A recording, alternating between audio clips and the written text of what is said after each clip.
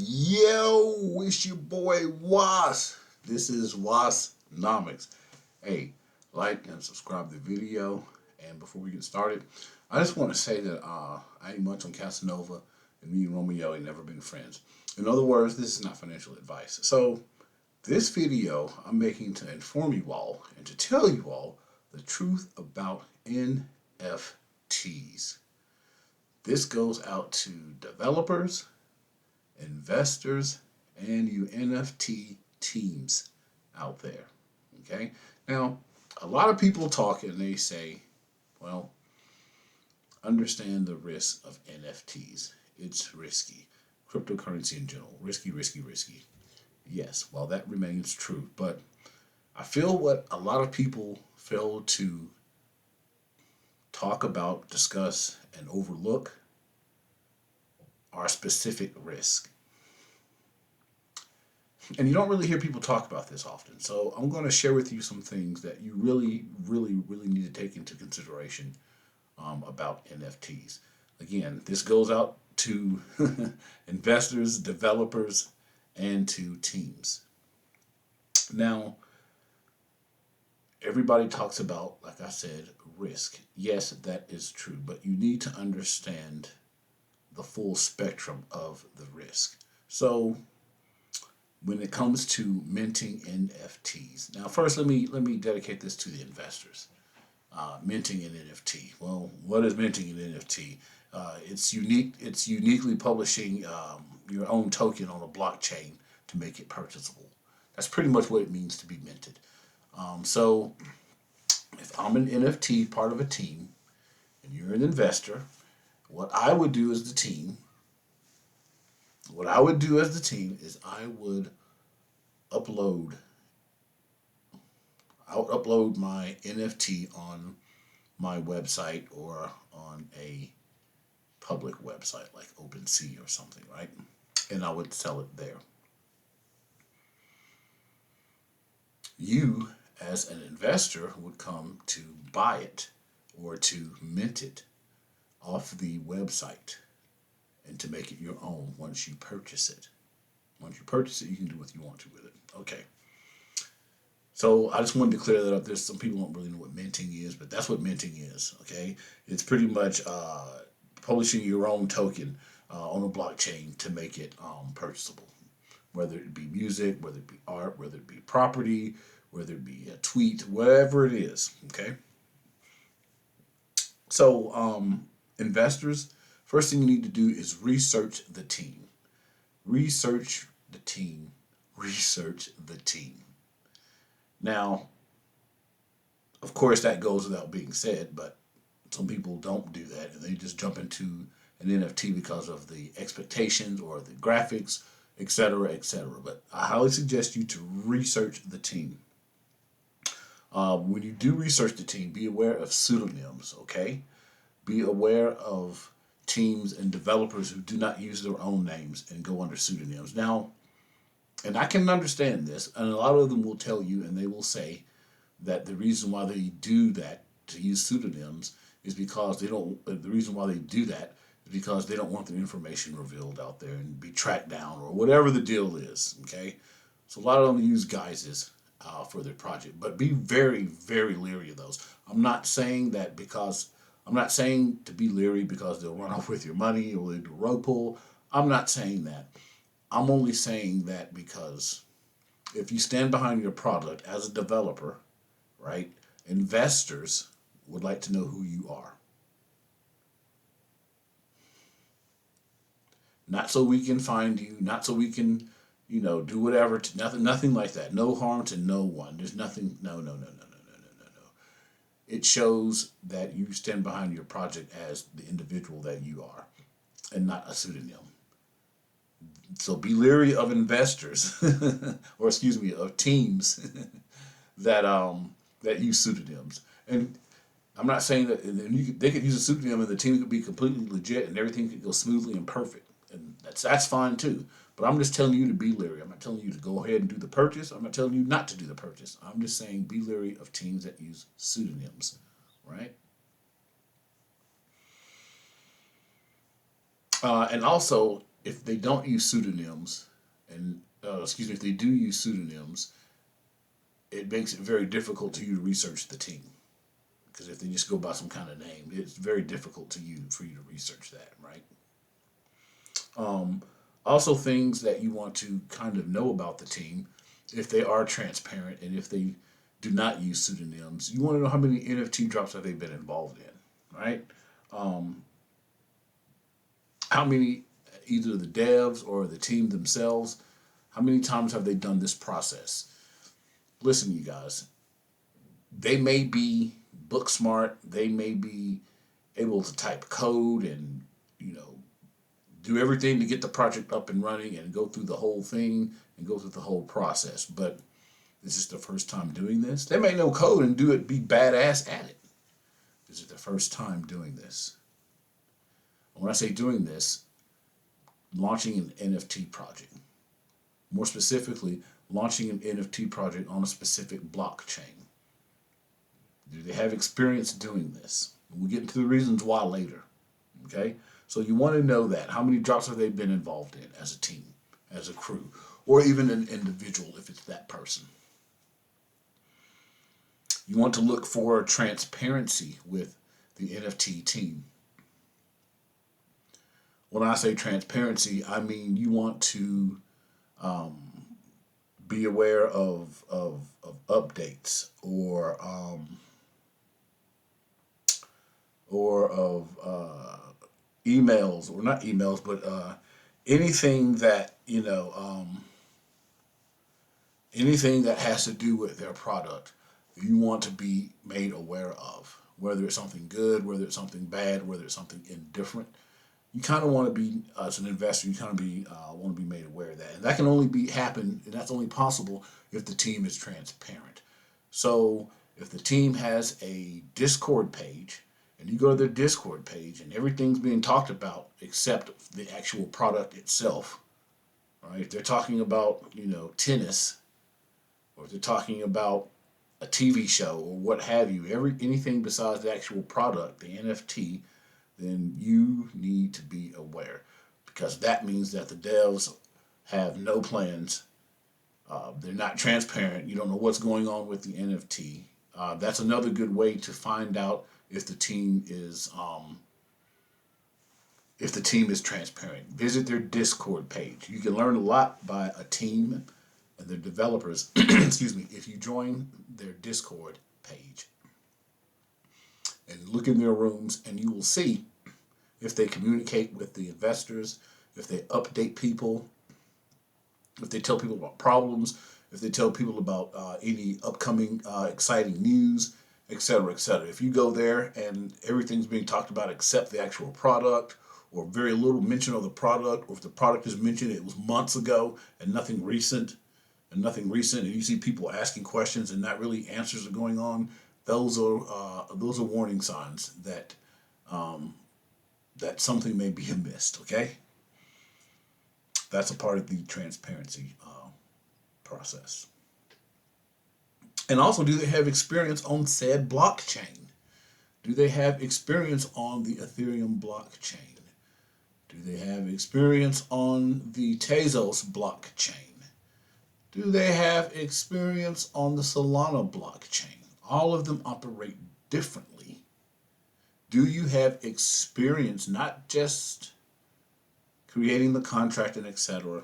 When I say experience on said blockchain, have you, as a developer or a team, launched an NFT project on this blockchain before? Is it your first time? Or you have other team members on your crew? Do they have experience on this blockchain, or is it their first time doing an NFT drop at all? And if so, what is that experience and how long? Okay. Also ask them the success of their other products and what other products have they been behind that are successful. Now, let me tell you, Dev, something. It's one thing to list your accolades on your website, though, of the NFT that you're selling or promoting. But if it's a pseudonym, those accolades don't mean anything, because you worked on this project, or you did projects with this person, or this famous musician asks you to do this. If you're going under a pseudonym, none of that, it doesn't matter because you can't vet it. You can't verify it. There's no, the investor can't. Okay? So that's one thing to be aware of. Also, investors, you all need to understand the risk on each side of investing in NFTs. On your side and on the team side, as it's very risky for the team to even try to attempt to have an NFT drop or a NFT mint. It's extremely risky, and and likewise, it is extremely risky for the investor to invest into an NFT project. Not because it's going to fail, not because the project is terrible, none of those things. We'll get into why later, all right? Because there's some things that can happen. Okay. So, as an investor, you need to know and understand that anything can happen before, during, and after a drop.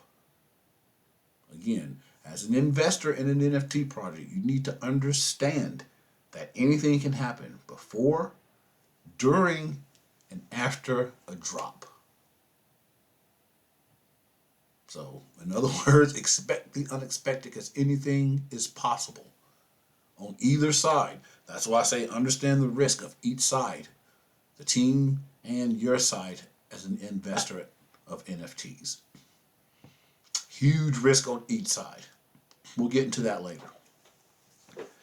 Now, I'm going to segue into developers and to teams. Now, you guys, this goes out to you guys, okay? Developers and teams, please, you guys, assess risk from both sides. Again, assess your risk from both sides. Assess your risk from you, the team / developer side, and assess the risk from the investor side. All right, you need to assess both of those, not just your side, and then put it out there and let the investors worry about it. No. You need to assess risk from each side with your team or by yourself, however you execute your project. Okay, but you need to do that. Assess the risk on each side. Also, you need to have developers and teams. What will you do? What is your game plan if the mint fails? I don't think you guys ask yourself those questions or that question. What is your game plan if the mint fails? That is a logical question to ask. It is not an attack. All right? Again, if your project fails, what is your backup plan? You also need to communicate with your investors immediately. If your project fails or has any kind of mishap, anything that can affect your sales, you need to tell your investors immediately, right? To cut back on the FUD. Fear, uncertainty, and doubt. Okay? Also, budget. Us as investors, although we may not know your budget or your investors in your project for your teams, but us as investors buying your product, okay, we can tell, especially if we've been whitelisted and we followed your product from the beginning to end and everything in between, right? We can see how you used your budget because you'll promote the side that's the strongest. So in other words, if you spent a nice chunk of your budget on promotion, not even promotion, let's say a nice part of your budget on YouTube for making videos to promote, right? But if you spent money on videos to promote on YouTube, we can see that. Or if you spent money to promote, to hire influencers to talk about it, we can see that. Or the influencers to tweet about it. or to whatever it is. We can kind of see the things where you put your, if it's a video game, if you put money into releasing the trailer, we can see the progress of these things, where the money is going, and where it probably should need, or where money should be, more money should be put into your budget. So you guys really need to review your budgets very, very carefully and make sure you use them very wisely. Okay? Game development, like I said, gifts, giveaways, airdrops, advertising, promotion, all those things need to be evenly distributed, right? And you need to find your niche in that market, within those genres, and find your niche. It doesn't make sense to advertise on, I don't know, a platform that's really not game crazy than it would to promote on a platform that is, right? So things of that nature. And also, you developers and you teams, we as investors, we can tell when the team has no game plan after an unexpected incident. We can tell as investors when the project goes belly up, we can tell that you guys do not have a game plan to move forward. Now, how can we tell that? Because you're quiet. Your Discord's quiet. Your tweets are still up from advertising the mint and the day of the mint, right? But if the mint goes belly up or something happens, all of a sudden that stops. There's no more promotion. You don't talk about it. We can tell that you have no game plan. Now, a team with a game plan, if the incident goes bottom up, belly up, whatever it is, if something happens, if a mishap happens during the mint or the drop, a transparent team and a team that's square business will instantly get on Twitter or get on their Discord, wherever they promote their product, to let their investors know what's going on, to cut back on the FUD. But if you don't and you hold up, that means that either you don't know what to do and you don't have a game plan, or you're just going to pull a rug pull and leave. All right, it's one of those two things, right? So you need to tell your investors ASAP when something goes wrong with your project. Now, to summarize this, I'm going to give you examples. I've been saying throughout this video, I'm going to tell you why later. Well, we're going to get into some examples of some things and some drops. I'm not going to say any names of the crews or teams. I'm just going to give you some examples, though, from experiences I've had with NFT drops, being an investor, okay? And you can see from the gray that I'm not new to this, all right? So I've been doing this a minute, you guys. I've been doing this a minute. Maybe not NFTs, but I'm talking about investing and business, things of that nature. I'm not, I've been doing this a minute, you guys. So I'm trying to tell you something. So there was a mint that I was involved in, and it was very interesting, and I like that their cause behind the NFT. I agree with what they were going to do with the money and how they were going to do the roadmap. I agreed with that, and I liked the project. It was interesting. It was a little bit different. So I jumped on board.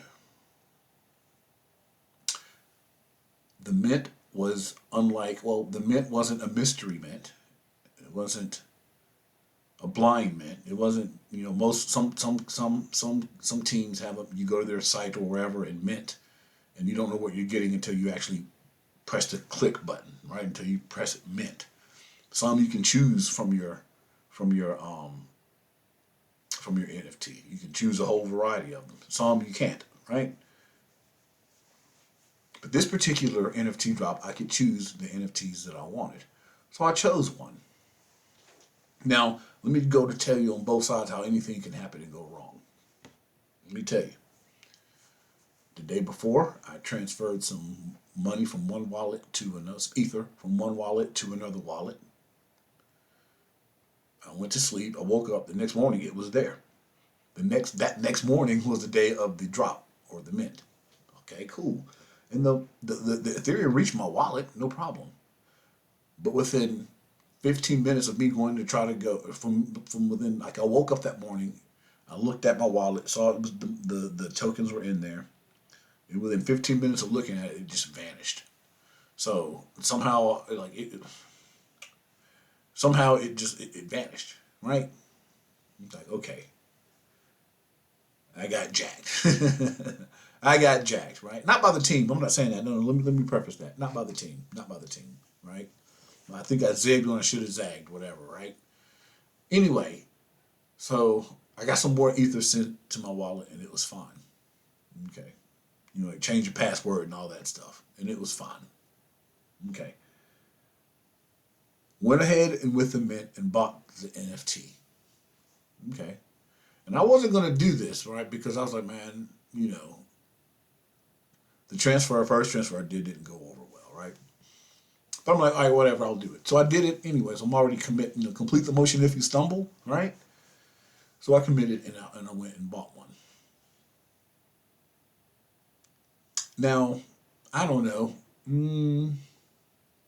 Was it later on that day or the next day or something?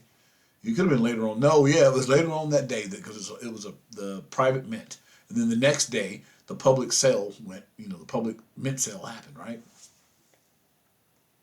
So later on that day, after I make my purchase, and the way I did it was I would tell the team what NFT I wanted, and boom, or go place my bid. I want this one. And I told them I'd buy it. Tell them I bought this one. I want this, and I'd get it. They'd send it to me, right? Okay. Now, a few hours after that, they contact me to tell me that due to the developer's glitch, that they had to pause the private mint. They had to halt sales of the mint. I think those was the exact words. They had to halt sales of the private mint. So something happened. Not sure what, but it was a developer problem. They said it was some kind of dev problem. So they had to pause.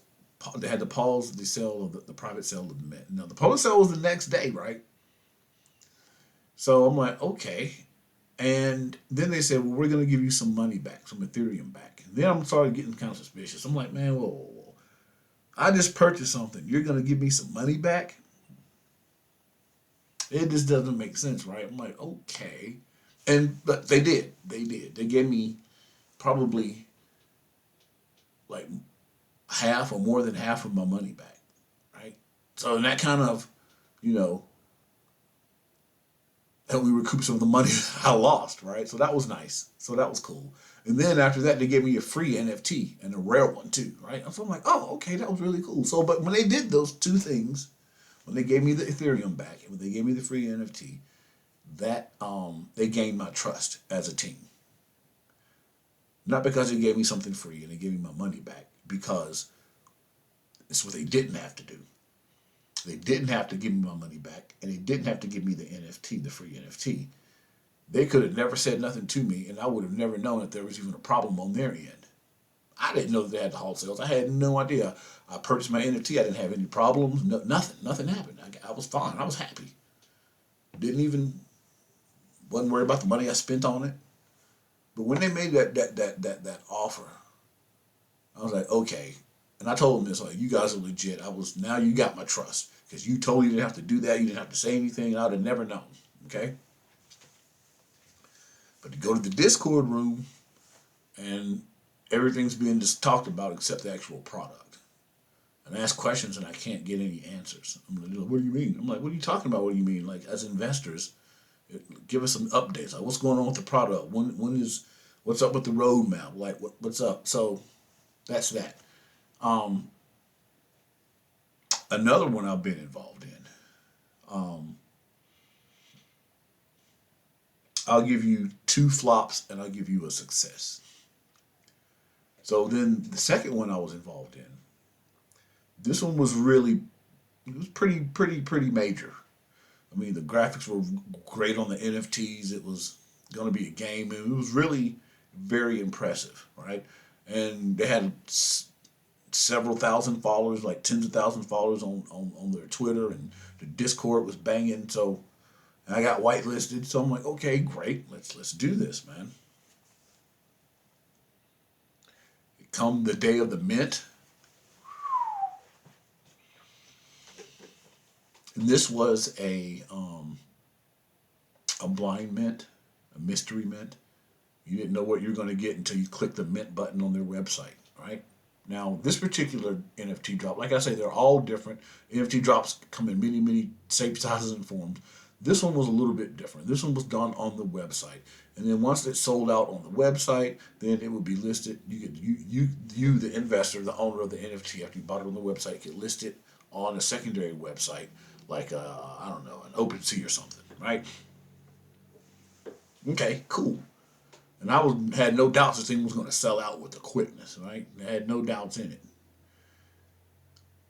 The whitelist mint happens, the private mint happens, and then like maybe like an hour or two after that, the public mint was supposed to take place. Okay, so I sent some ether to my well, I won't say I sent some Solana to my wallet, right? Like a week or two prior before the drop. But came the day of the drop, the money was already in there, and I minted one. Bam! Oh, like cool, not a problem. Went to go mint a second one because I had plans to buy two of them. Went to mint a second one, and it took 30, 40, maybe an hour. It took a good while for it to finally like go through. I'm like, man, I hope it doesn't sell out. And I'm going back to the Discord room. Did they sell out? Because I'm trying to mint this thing, but it's really not working. You know, and then my wallet, not my wallet that I was minting with, but my wallet where I kept the funds, all my original funds, Solana and etc. It had a notification that said the Solana blockchain is like down or messed up or something. Okay, whatever. But finally, the second, I finally was able to purchase the second NFT. Okay. A little bit of a glitch, but all right. Oh boy, was I wrong. So apparently, a lot of investors had problems buying this NFT. They could not. And they tried, and they tried. I know because I read the comments in the Discord, right? And a lot of them just walked away and they tried and they tried. And then the next day they tried. And then the next day they tried. But Solana was still down. So it affected the team's sales of their NFT. I mean, it affected it greatly because if you can't buy the NFT and there's glitches and then it gets transferred and people can't see it in their wallet, the NFT. I mean, there were so many problems with this drop. So many problems with this drop. But it was not the developers or team's fault. It was the blockchain. It was the Solana blockchain. I mean, it was an abysmal. I think the team did everything right, but the actual blockchain failed. I mean, it, dude. I mean, it was so bad. If it is a rug pull, then it was poorly executed. Because if it was a rug pull, then the team lost money because they had to cut their supply from almost 9,000 to 700 something. They had to burn, what is that, 99, 95% of their supply. They went from over 8,000 to 700. Now, yeah, it's going to make the actual NFT extra rare, but still, man, I mean, and the developers weren't really saying much and they were kind of quiet, and I knew that they didn't have a game plan. I knew that, man. All right, so and it's still playing out to this day. This happened last week, so it's still playing out to this day. So I don't know everybody's waiting to see what's going on and what's going to happen. Lastly, I did an airdrop, whitelisted, and got in on the way this team did it was great. They did a limited edition release, and then they did the original intended release after the next day. So the whitelisted people got a limited edition release of the NFT that's going to be released the following day. Really great minds behind this project. I really like this project. The NFT mint was smooth, y'all. I mean, it was like butter. I went there. It was a blind mint, mystery mint. I didn't know what I was going to get. Got a rare one. Got two rare ones. Awesome. The way that they wrote the smart contract, the NFT. The way that they wrote the contract, the gas fee was cheaper than the NFT. And this was on Ethereum. The gas fee was cheaper than the NFT, right? And so, hey, man, I'm stoked, right? I'm stoked. I went and looked. One of the NFTs is selling for what? 350K. Nobody's bought it yet, but that's what they're selling for. And I'm not sure what the actual floor price is of that one, of that little special ones. But anyway, yeah, so that was, and it was, it's a flawless mint. It was great. It was brilliant. And then if you minted, the whitelist people who minted the limited edition, you got a free mint the next day when the public sale happened. So that means your limited edition was your, all you had to do was pay for the gas fee, which was cheaper than the actual NFT, even for the public mint, right?